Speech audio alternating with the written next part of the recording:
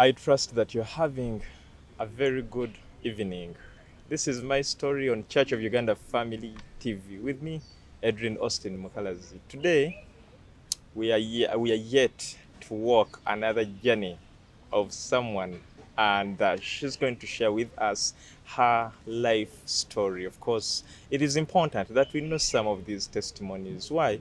Because you might be thinking that you cannot make it, or you might be there wondering how life will be, judging it at the point where you are right now. That is why it is very important that we bring you testimonies, stories of other people, just to let you know that before you give up, before you choose to give up, to withdraw, there is a voice of hope that is yet to speak into your life. That voice of hope is what we come with here on My Story. Today, yeah, we are here. We are blessed to be in this serene environment. Of course, the atmosphere is so cool. No wonder this is the very first school in Uganda, growing from an elementary school to a senior school. We are hosted by Mengo Senior School. And guess who we have today?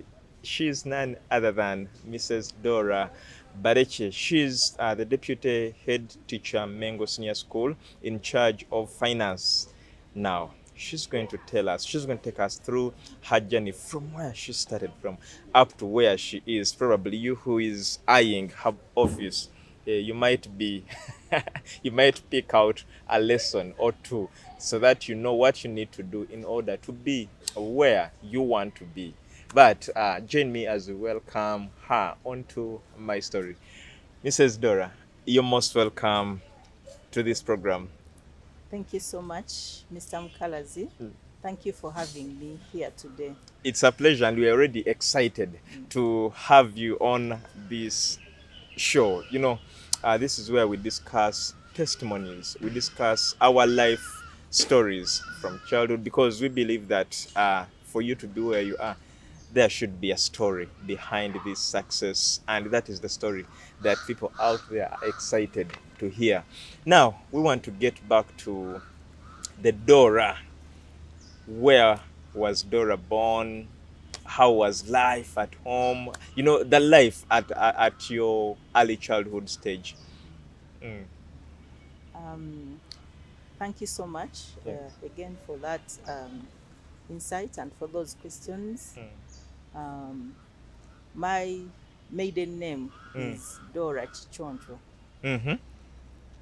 I was born in Kabade, though at the time of my birth, my parents were here in Kampala, so I was born in Nsambya Hospital.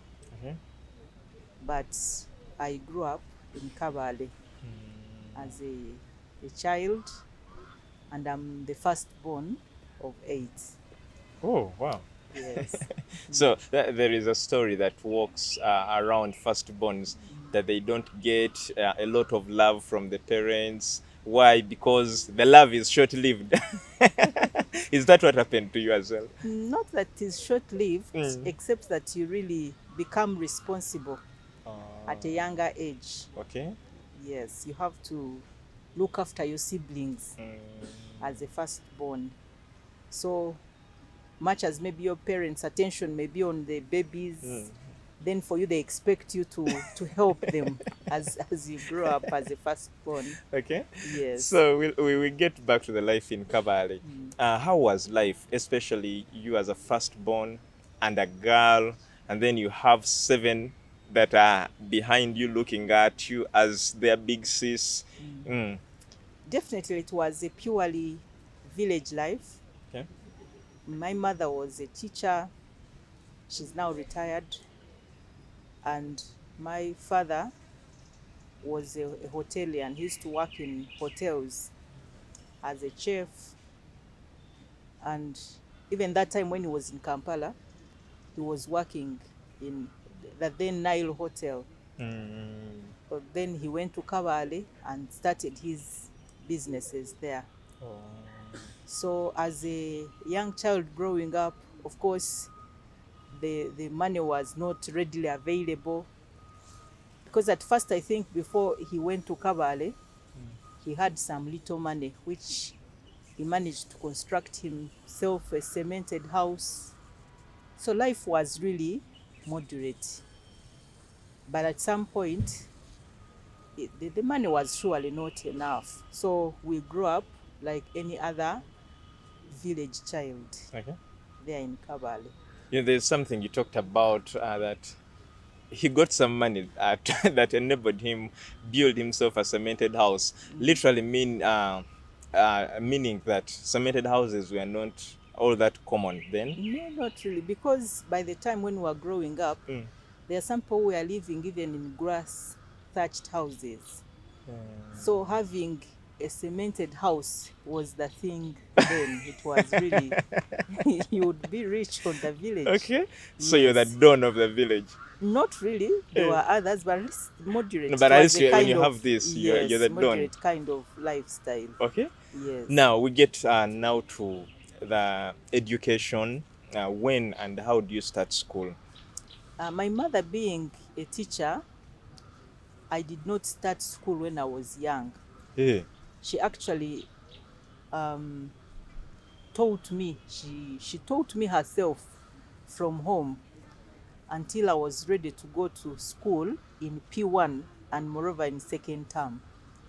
But by then I knew most of the things. So she was my nursery school teacher. But were nurseries common then? No, they were not.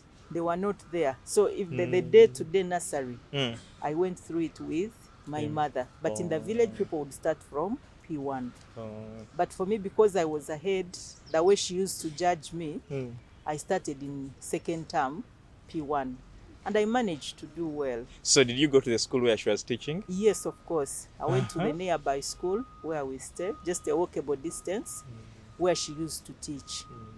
Yes. So while at school, there is a tendency. If I look at my example, I studied in a school where my uncle was the deputy head teacher, and there is a way students used to bull you, yeah, because your uncle maybe punished them, and then didn't you encounter such challenges with your fellow pupils? Not really. Incidentally, my mother was a tough teacher, but I did not encounter that one. I was really a normal child in school. Was it easy for you to differentiate between a mother and a teacher at school? Yes, I was. Being that she was really tough, you had to do what you're supposed to do. So at school, she's teacher. Yes, she's a teacher, and at home, she's a mother. Okay. So there was that distinction. Okay. And I don't remember going to look out for her, maybe in the staff room or no. At break time. I was always in class. Then break time, you're running to play with others, like that. Okay. Now, which school was that? This is a school in Kabale, Nyamiera Mbiko Primary School. That's what it is called. That's the name. And it is a church-founded school. So it was near a church. And it is still there. Okay. Soon they are celebrating the Golden Jubilee, the 50 years, yes. Okay. So after that, how long were you in that school? I was there for the 7 years. Okay. From P1 up to P7. Okay. Now, take us through the experiences in the school, the 7 years you were there. I think I enjoyed being in that school because I had the privilege of being with a teacher in the house. So I always had time to sit down and revise. She would give me work to do. She would bring textbooks at home. So I had a lot of work to do while I was at home. In addition to the house chores, I would really also read my books. So that one gave me an advantage over the other children in the school. I always knew what the teacher was teaching about because somehow, somewhere, I would have read it in the textbooks which my mother used to bring, or even in the discussions we used to have with my mother. At primary, I think the teachers used to teach all the subjects, but she was more fluent in English. She was really better in English than all the other subjects. Even mathematics she would, even science she would teach me, but mainly in English. I had very many activities that I used to do in English, so I was always ahead of the others. Okay. What about the social life with your friends and those remarkable memories that you can never forget while at that school?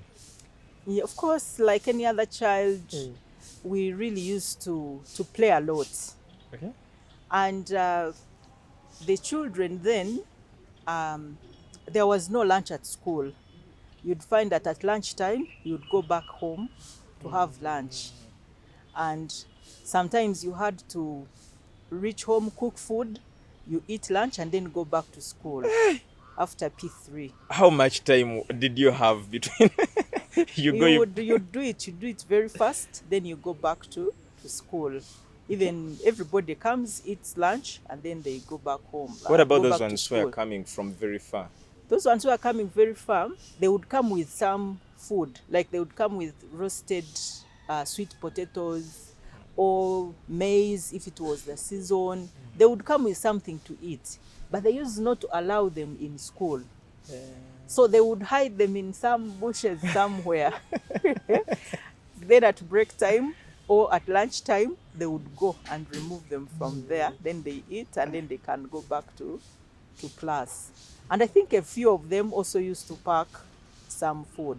They would pack food overnight, they come with it, then they have it at lunch. Would they be allowed to bring in the food? Yes, they would be allowed to come and eat, and then they take back their containers. Those were the ones who were coming from far in the hills. Okay. That's what they used to do. For them, they wouldn't go back at lunchtime.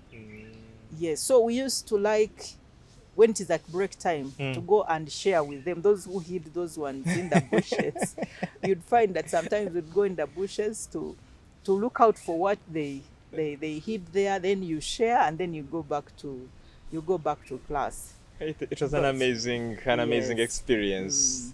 Now, we're talking about primary 7.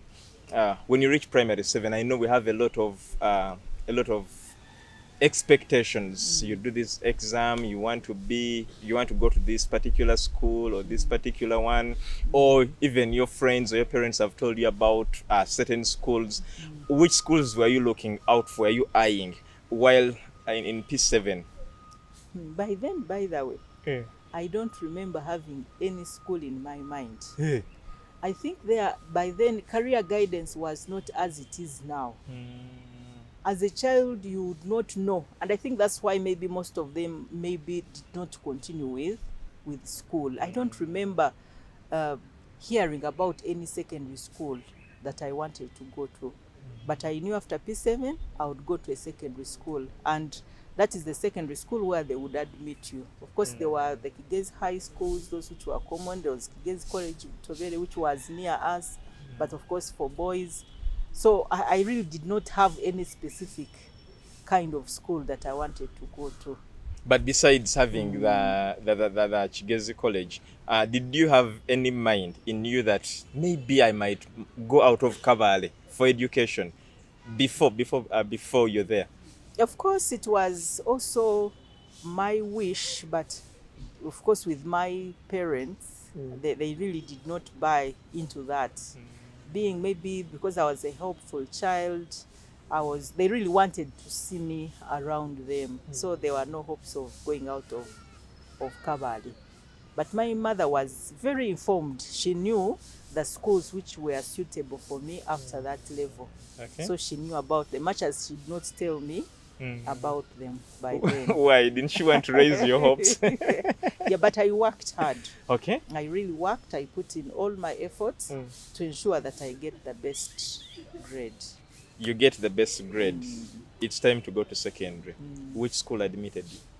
After P7, I was a hard-working girl. I got a first grade. And actually it was the only first grade in the school. And they took a long time to get other students in first grade. It's still a struggling school, as you know, most of those village schools. Yes. But I managed to do very well. Got a very good first grade.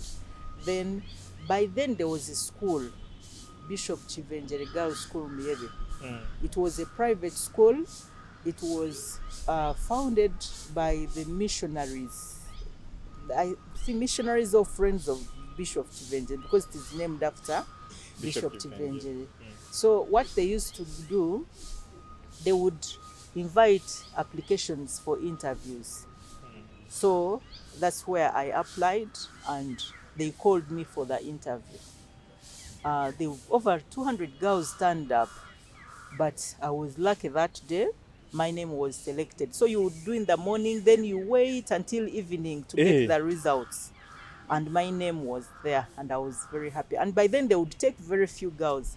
I remember, I think our intake were only like 45 girls. Out of the 200? Yes, that were admitted in the school, yes. So it was struggle for the fittest. Yes. Now you're admitted at Bishop Chivenjere. So by then the money was really not coming. By the time I finished P7, my parents were really struggling with fees. And actually they were not sure of my next step. My mother later told me she was thinking that I could maybe repeat, but she had not told me about that because she knew that I was a hard-working girl.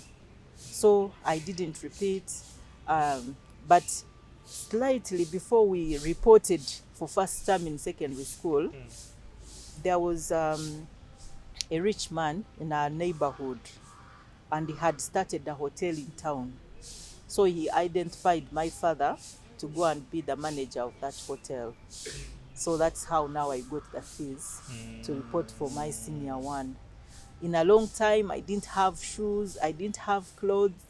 My mother would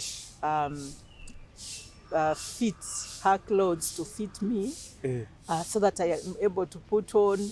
My brothers would put on maybe our dresses that we that couldn't fit us. So it was really some kind of hard life.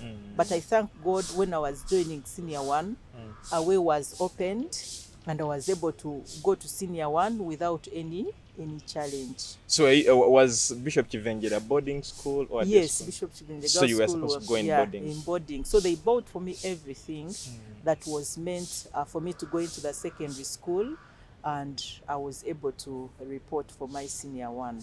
Okay. Now, you're going to tell us the experience of entering this boarding school. Was this your first time in boarding? Yes, it was my first How was the environment now that you no longer have a mother or a dad close to you to share with or to talk to, and everything, when everything seems strange? It was quite a unique school because when you would report like this, they would assign you somebody to look after you as a mother. So this person would really take care of you as their own child. Were these fellow students? They were fellow students, and the one they gave me by that time, she was in senior 3. I came in senior 1. She would do everything for you, make for you the bed, do everything for you. So it was easy to fit in and protect you from all the other students who may want to bully you. Okay. Now, Bishop Chivenjere, tell us about the life at Bishop Chivenjere throughout the time you were there. It was good life because remember, you've been at home, you've been doing a lot of work, a lot of house chores, and now you are on your own in a boarding school. So we really enjoyed that time at school. And remember, I had got saved in P3. So I came, I joined fellowships. It was a missionary school. Missionaries would come, would eat well, being that even some of the whites were teaching us. So we had that kind of lifestyle. It was generally good there. There were clubs, so you would join and ensure that you were busy the whole day. You study well. It was really good in this boarding school. Now, just to take you back, you mentioned something very important that we can't just let go. You said you had gotten saved in P3. Tell us about your journey to salvation in P3. You know, when you are young and missionaries come in an area and they say who is going to get saved, and then you also move in front to get saved. Without really. Yes, but by then, of course, you know the sins you commit is stealing sugar, doing those interesting things. So, but you go, you get saved, and you know, during that time, there were these elders who used to fellowship on Thursday and Tuesday. They take you up, they also nurture you, and you grow when you are a saved girl through the system. Okay. And that one helped me so much. So in other words, the time you gotten saved, you didn't have much to look up to, as in you only went because they called people to. Yeah, they called people to go, but because I was young in P3, you can imagine. But I remember I was in P3 after preaching, and they're like, those who want to get saved, and I went in front, and then I kept on being encouraged by my mother. Okay. Yeah, especially my mother. Was she saved? Yes, she was saved. Okay. Then she kept on encouraging me. Okay. And then I also joined that fellowship. Much as she was so strict, because if you would want to go for some of the conferences, for some of there, she would not allow you to go. Hey, why? Because I was really a home girl. I would come from home to school. She really knew my moves. Wherever I would go, she was really strict, and I was protected very well as I was growing up as a girl. Okay. Now back to Bishop Chivenjere. The time you were you there up to senior 6? No, I was there from senior 1 up to senior 4. Up to senior 4. So the 4 years you were at Bishop Chivenjere, what are some of the memories you can never forget, besides this social life that kept you busy, from school to clubs to fellowship? What else, probably with friends, or those remarkable moments that you said, this and this happened, and that will never... Yes. While at Bishop Chivenjere, I also wanted to maintain the other legacy of performing well. So most of the time, you'd find that you really have a programmed program, and you move according to that program. But you'd find that we study. Then on Saturday, we would have house cleaning, where we'll have competitions. They come around, they check what you have done, then they announce the best house on Monday. So we'd have to do the cleaning, the laying of the beds, the compound around the dormitory, and then the inspectors would come. Then we'll go for preps. After preps, you would all gather somewhere. Those who have committed some crimes, somebody on duty would come and read the punishments for the different people. So what used to give me joy would be when I go to listen to the punishments that are available, and my name is not there. You'd really feel good that my name has not appeared. And the punishments by then were, because Muyebe is on a hill, it would be carrying maram. Hey. Yes, you'd get your basin, and then they say, for you, you're going to carry 3 basins of maram, and you'd be getting it from a distance. So it was some hard Where work. were you taking it? You bring it to school to make the walkways, to all that. So they say for you, you're carrying 3 basins of maram. Some would even give you 15 basins of maram. So you carry, go back, and it was from a distance, but on a hill somewhere. So when I realized that I was not among those people who would carry the maram, even today when we are on some forums, we discuss about them, and we really laugh about those punishments. Basically, that was it. It was really life of books. Okay. Now, at senior 3, senior 4, had you already started thinking about your future profession? Of course, as when I started my senior 1, I realized I was more interested in the science subjects. Whereas some people would always struggle, but I was really doing very well in these science subjects. But again, I used not to do well in history. You'd find that I put in a lot of effort to pass history than the effort I put in to pass the science subjects. And by our time, you would select the subjects by senior 3. You take either the sciences or the arts. The sciences were not compulsory. So I went for the sciences. So I knew I was going to be a doctor. Wow. By then. So from that, because that is very important, now from that moment where you say you knew you were going to be a doctor, we are interested. in knowing how someone who wanted to be a doctor ends up a deputy head teacher. We are taking a short commercial break. We shall be back. Welcome back. This is my story on Church of Uganda Family TV. My story is intended to give you hope.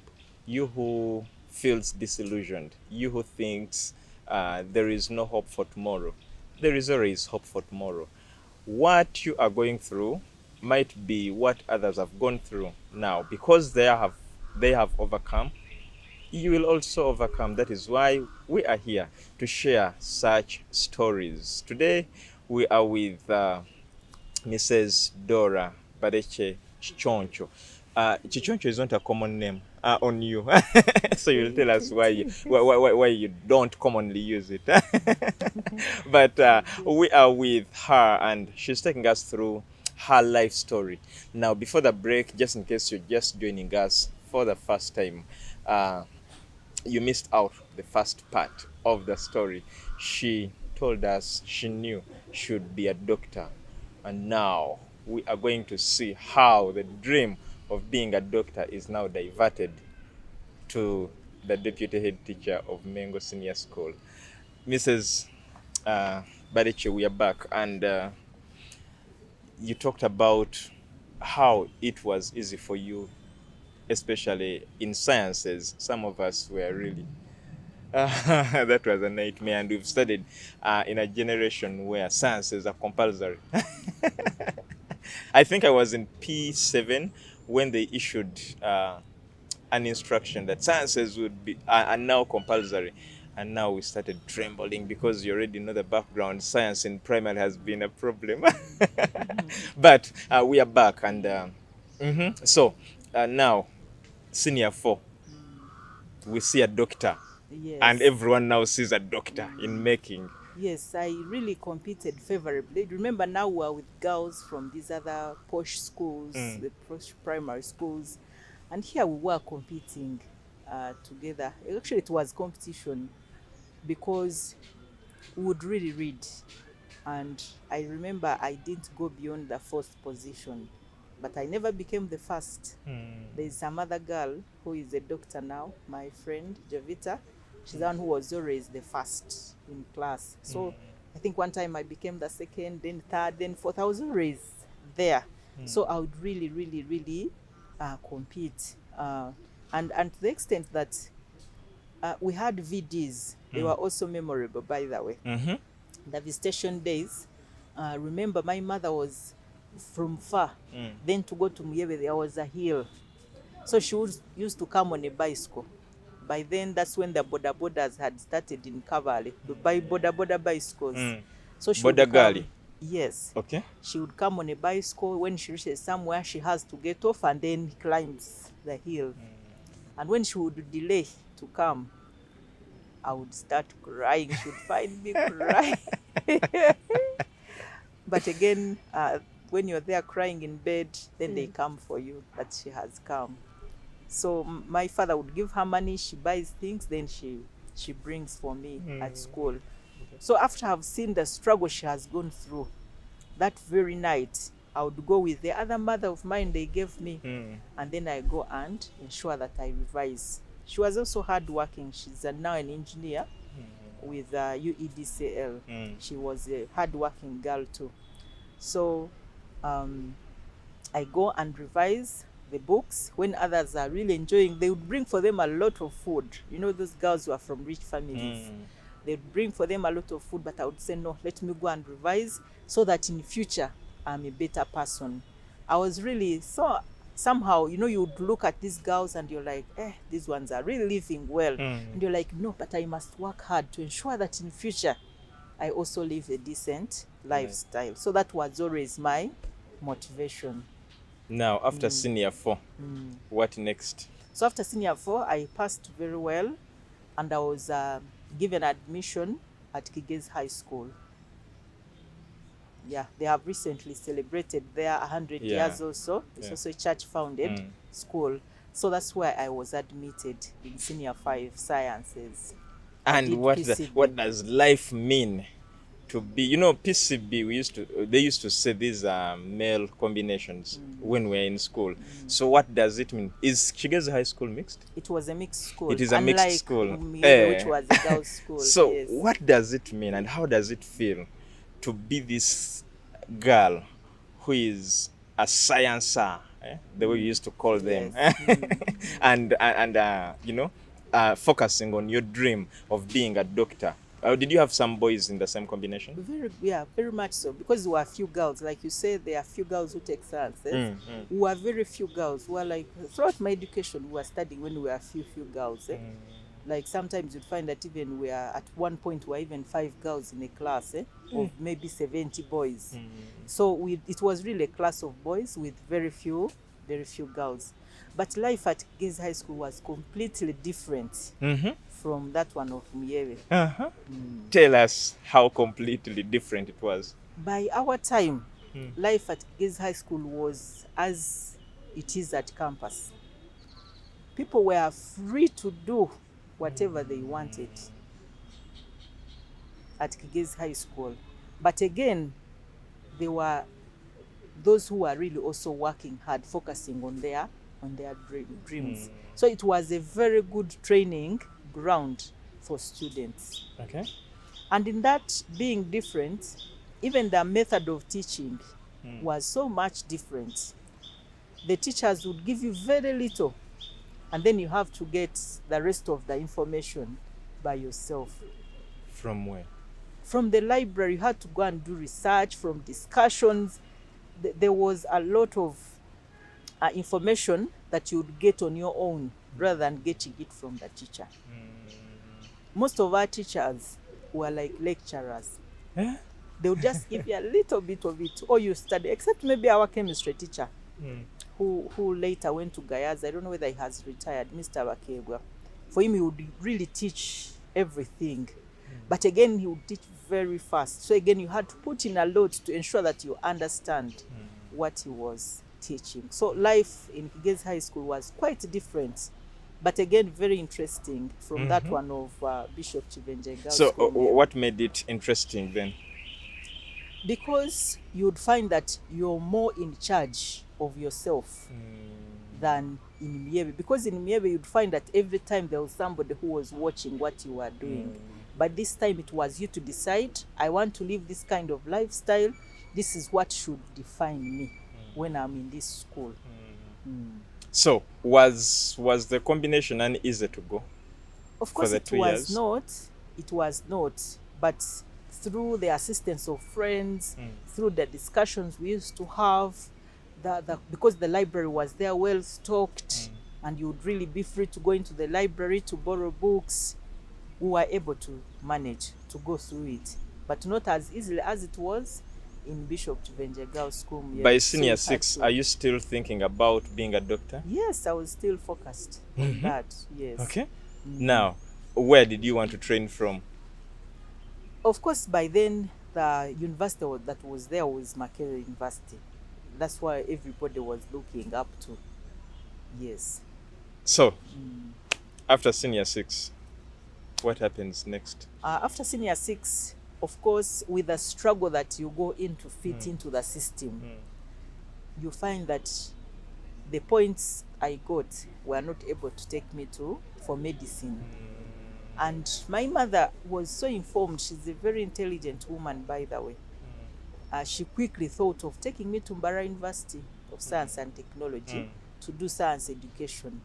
Because even then, they couldn't manage to pay for me for medicine. And she kept actually talking about it, that if I had money, I would really take you to do medicine. And actually recently she told my son about it, that your mother wanted to do medicine, but I didn't have enough money. So you must make sure you study hard in order to be a doctor. And that thing has kept ringing in his mind. And at one point, I also wanted to branch and go and do it again after getting married.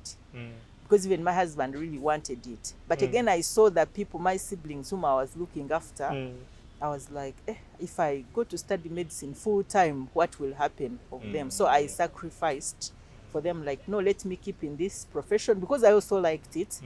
I did not have anything, any bad thought of it. I was like, let me continue with this profession as I look after my siblings too. Okay. So throughout, you finally went to Masd. Yes, I went to Bara University. Okay. And you graduate with your Bachelor of Science with Education. Yes, and before graduation, we would go for school practice. So the school where I went for school practice, Sacred Heart Mshanga, they employed me because I was always, whenever I would determine to do something, I would always do my best. To that extent that even at senior 6, after the results had come, I was not ready to say, let me go and repeat, because I knew I had done my best. Okay. So whatever I always do, I ensure I do it to the maximum. I really never have room for regrets. If something doesn't work out, I know maybe this is God's plan, so I continue with something. Okay. Yeah, so I went to Mass, I did education and went for school practice, and I did it very well. They retained me in that school. So I started earning money in 3rd year at Dorah University of Science and Technology. Was it easy for you to balance work and education and studies? Yes, by 3rd year you'd find that there are very few course units. So you would study at the same time you work, because again they had given me a house there. So when you had lectures, that's when you would go and study. Then you find at the end you do research. So it was not very difficult for me to balance that too. Okay. Now let us look at the work life from Sacred Heart. How long were you in Sacred Heart? I was in Sacred Heart for a short time because we finished in August. The university finished in August. And by October, the government was advertising for the jobs when I applied. And they had not advertised in a long time. So they lifted the ban, they advertised, and we had finished. So we went back to the university, processed our transcripts, and we applied and we were appointed. So by October, I finished university in August. By October, we were applying. So the next year around Feb, we were already appointed. So posted to which institution then? My first posting was in Kasese Secondary School. So I had to move from Ushenyi by then to Kasese Secondary School. But it happened that by the time I was shifting to Kasese, I had now met my current husband, my husband. I had met him, and How do it you was in the meet? transition. How do you meet? Because you don't want to miss out to that point. We met at Dorah University. He was not studying from there, but he had a cousin there whom would come to check on. And actually we didn't date when we were there, but he would always, I think, observe how I was behaving. And when I was at Sacred Heart, when I had started working, that's when he called me and we met up and things went on like that. So did you move now? Did you move with him? Or you left him and went to Kasese? No, for him he was working in Kampala already. And for me I was in Tushenyi. So it was just on phone. We would really, we were able to meet. He proposed, and because I knew him before, he was our friend. Yes, you know how you can be at the university, you have very many girls and somebody comes, takes you out, all of you, without any intention. So it came that when you had finished, that's when he again proposed. Yes, so I was in the process of introducing him to my parents. When I had reached Kasese, that's when I introduced him to my parents, and we continued and got married. Okay. Now, life in Kasese. Now you're married and you're still in Kasese. No, I'm not yet married. Hey, in Kasese? Yes, you we were still not yet. in courtship. You're in courtship? Yes. Okay. So when I reached Kasese, that's when we organized for an introduction. Yes. Now, when was the wedding then, after the introduction? You were still working in Kasese? Yes, that was 2005. Still in Kasese? In Kasese, in February, when I was working in Kasese, that's when we went to Kabale for the introduction. Yes. Yes. So he's in Kasese. Sorry, you're in Kasese. He's in Kampala. And after the wedding, after you getting married, When I was in Kasese, then I sought for a transfer now to Kampala. When I was now in the process, after the introduction, we started preparing for the wedding, which was in July. The introduction was in April, in February, then the wedding was in July. now, so where were you posted again? So I was tested in Gaba. There's a school in Gaba, St. Denis, Gaba. That's where I was. But it's a USE school. Now again different from the other one, Kasese Second, because now this was purely USE school. So I went there as usual. I really did my best. The students there were not as, because being a USE school, some of them maybe come to school once in a while, but I would always ensure that those good ones, they really performed well in my subjects. Yes, so I worked hard.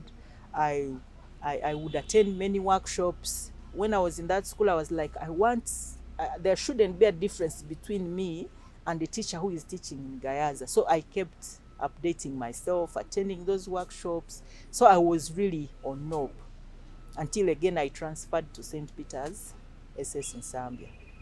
When then do you go to St. Peter's? I went to St. Peter's in 2010.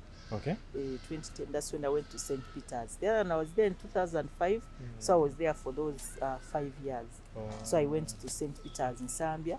Now it was a more serious school. So, but still they identified me. They made me the head of chemistry department. I worked so hard until they advertised. Again, the government advertised, the Ministry of Education advertised, and now I applied for the post of the deputy head teacher. Wow, it's quite an amazing journey. But in all this journey up to where you are, what are some of the life lessons you look at and say, at least with this experience, with all that I've gone through, I've learned this? First of all, you have to be determined as a person. When you want something, you have to be determined and you work at it until you get it. Okay. And you have to keep the focus because there are very many things which really want to take our attention, but you must know what you want. You must keep the focus. I know that if you really divert your attention, you will not get what you want. And you know, as a young girl growing, there are very many things which can divert your attention. So I was always aware of that. And whenever we would be digging, we used to dig so much when I was growing up. My mother would always talk to us. The counseling sessions were in the garden. And we used to love listening from her, what she was telling us. And whatever she would tell us, would really put it into practice. And one thing I hated was, again, in future, you live a life of digging. That is your lifestyle. I really did not like it because you really dug so much. So I was always determined to ensure that I change my lifestyle and that one of my family. So you have to be determined. You have to know what you want. You have to keep the focus. And you have to trust in God because He's the only one who can help you go from one status to another. Like I told you, I really did not put on shoes until I was going to senior one. So would you be comfortable with that kind of lifestyle? Yet I had cousins who were well off. I had friends who were well off. But for me, I didn't have the what? I didn't have the shoes. That I was like, no, I really do not want to keep in this kind of lifestyle. And I determined I'm going to do my best until I come out the person that I want. And of course, with God, my guide, with God on my side, I was able to sail through. Okay. Now, with your experience from Sacred Heart to Kasese to St. Denis Gaba to St. Peter's, now to Mengo, of course, probably with any other places you will go to, what are some of those outstanding things you say that this is what will always be remembered of me? Like I've already said, I'm a hard-working woman and I have always worked hard. And by the time I work with somebody. Sometimes you may say, maybe she may not manage, but once I start working, then you're like, there are some special attributes that people always identify in me because I'm really hardworking. So I advise the people out there always to work hard, and of course to work smart, but always to work hard, and especially the young ones. Normally there are some who say, me, my parents have everything. Maybe Plan the as kid. yes, maybe as a girl you're like, I'll get married and everything will be there for me. But for me, it has been about hard work, and it has really paid me. And I think when you are working hard and trusting in God, He also makes a way for you. God can never abandon you. Once He sees that you really have a heart's desire, you tell Him about it, and you're really working hard upon it, then He always makes a way for you. Because even when I was coming here as deputy head teacher, I did not apply to come to Mengo as a deputy head teacher. It's only God who did it. Actually, me, I was looking at other schools in town which are really not of a status like this one. But I was surprised to see my name in the papers. Then I came and reported. I don't know how I came to Mengo. It is only God that made a way for me, because I did not lobby to come to this school. But God has really been so amazing. Sometimes you are planning for something which is not as good as God wants you to get. And indeed, He makes sure that you get it. So it is always very good to trust in God. Okay. Now, if you're not in office, if you're not doing the formal work, what else takes up your life? Per now, I am really focused on my work in office, such that even when I am away, I'm really resting. But of course, we do farming. Basically, we do farming with my family. Okay. What about the hobbies? What are those things that take you up when you're not busy, occupied in anything? I like music. Okay. Yes, I like music.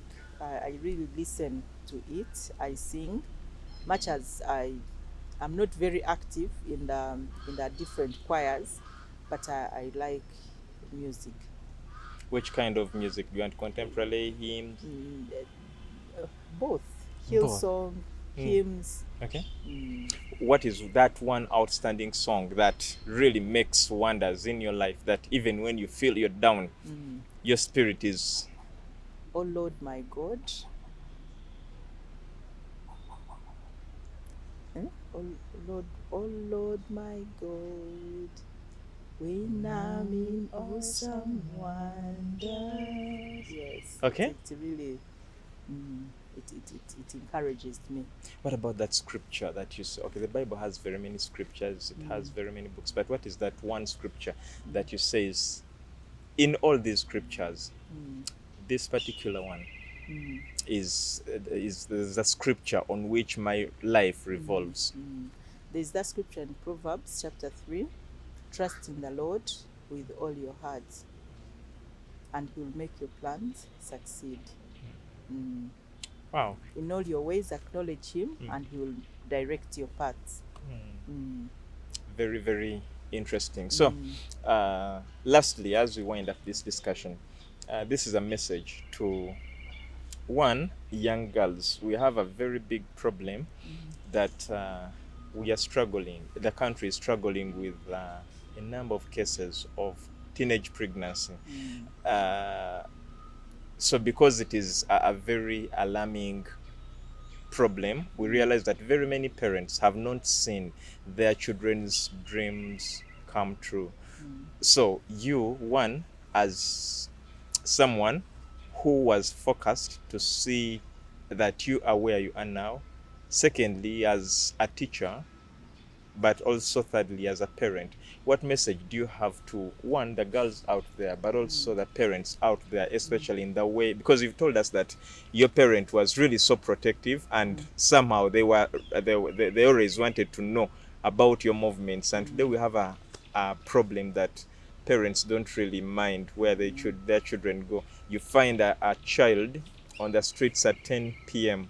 and they're going back home, and the parent will open for them, and they don't even ask where, because they don't want to annoy the child. So what message do you have to the parents and to the young girls out there? To the parents out there, it is always good for us to be in charge of our own children, because even me, who I am now, I'm still a child. My parents can call to know my whereabouts, to know what I'm doing. So I think we are always children. So me as a grown-up, if they can call to find out how I am, how about these young ones of ours who are still teenagers?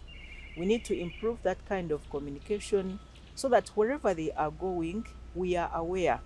And we need to establish that rapport with them. We have to be friends with our children so that whatever is happening in their lives, they are able to open up and they talk to us so that we are able to advise them. And once a child tells you something, we need to ensure that we put our heart there and we are able to provide a solution for them. And for the young girls out there, it's my prayer that we trust in God. God knows our lives. He has inscribed us at the palm of his hands. He knows you from the beginning until the end. So we need to be principled. As you grow up, as beautiful girls as you are, there are many things which tend to distract you, but you need to keep the focus. Well knowing that if you give in to those temptations, you will not get what you are aiming at. So you need to be very principled, and you need to be very determined to be the kind of person that you want to be. If people see you that you're principled, they will attach a lot of value to you. And God being your guide, you'll be successful in your life, and you'll be great once you choose to trust in him with all your heart. He will make all your plans succeed. No, Thank you so much. This is a Katale Keka. When you look at, we are in the Christmas month. So when you look at the way Christmas is celebrated today and the way Christmas was celebrated then when you were young, is there any change? Have you seen any things that have changed? Of course, by then, Christmas was about family. Okay. That's when those who are in boarding schools, the visitors who have not been coming for a long time, it would be a time for families to be together. So still, I encourage families as you go for Christmas, try to catch up, try to spend some time together, put the phones aside, have the fun, and make it a memorable day for you as a family. Thank you so much. And from us here on My Story, we shall also say that Christmas is a day of reunion. Of course, we've had a lot. We've had the 11 months working here and there, very busy. Now Christmas is here. Most importantly, we remember why Christ was born. He was born to redeem us, to reconcile us with God. So it is prudent that we give our lives to him who bore our sorrows so we can live a blameless life. Thank you so much. Edrine Osteen Mukalazi is my name. I've worked with Brinko Ategeka and Linda Dina plus Muhumuza in transmission. God bless you. Meet again next time.